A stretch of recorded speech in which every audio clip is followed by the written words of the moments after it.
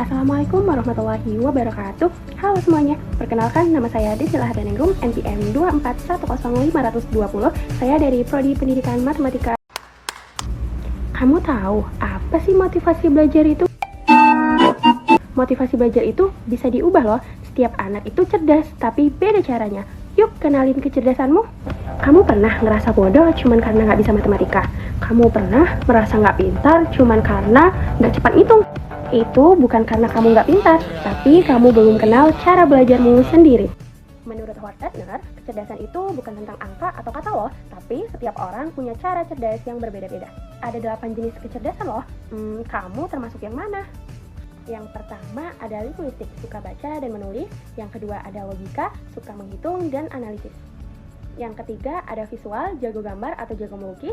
Yang keempat ada kinestetik, aktif bergerak dan suka olahraga. Ada interpersonal, gampang bergaul dan mudah beradaptasi. Yang keenam ada musikal, peka suara dan peka irama. Yang ketujuh ada intrapersonal, yaitu paham diri sendiri. Dan yang kedelapan ada naturalis, yaitu suka alam. Tapi cerdas itu nggak cukup loh. Yang bisa buat kamu mau belajar dan berkembang yaitu motivasi. Apa sih motivasi belajar itu? Ada 2 jenis motivasi. Yang pertama ada motivasi dalam diri.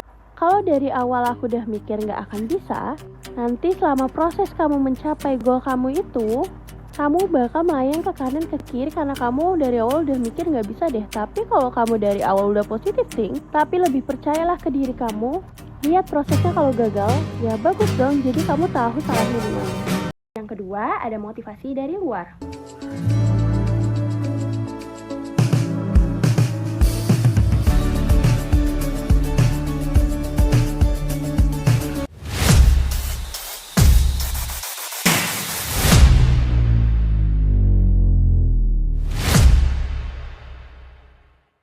Ya, bicara tentang minat baca masyarakat Indonesia yang terbilang rendah jika dibandingkan dengan negara-negara lain, kita akan coba melihat seperti apa perbandingannya minat baca masyarakat Indonesia dibandingkan dengan beberapa negara yang lain.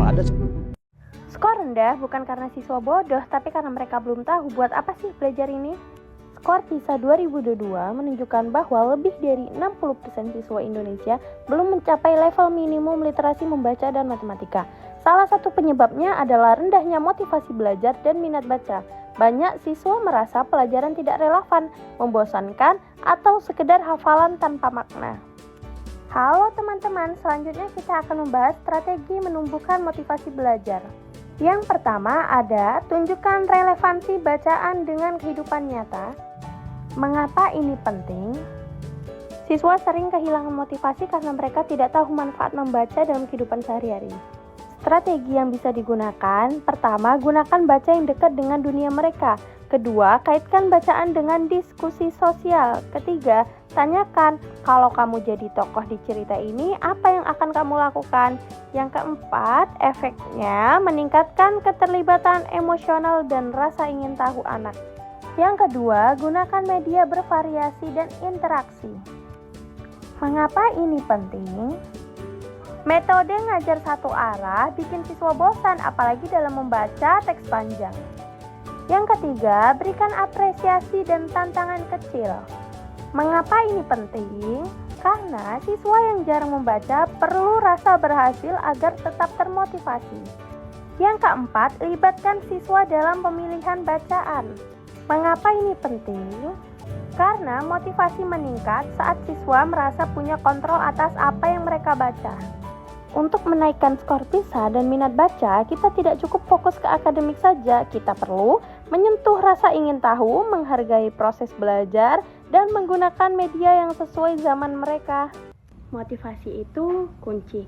Tanpa itu, kecerdasan nggak punya arah. Kecerdasan anak memiliki cara yang berbeda-beda. Yuk kita ubah cara kita mendidik pada anak dari menuntut jadi mendampingi.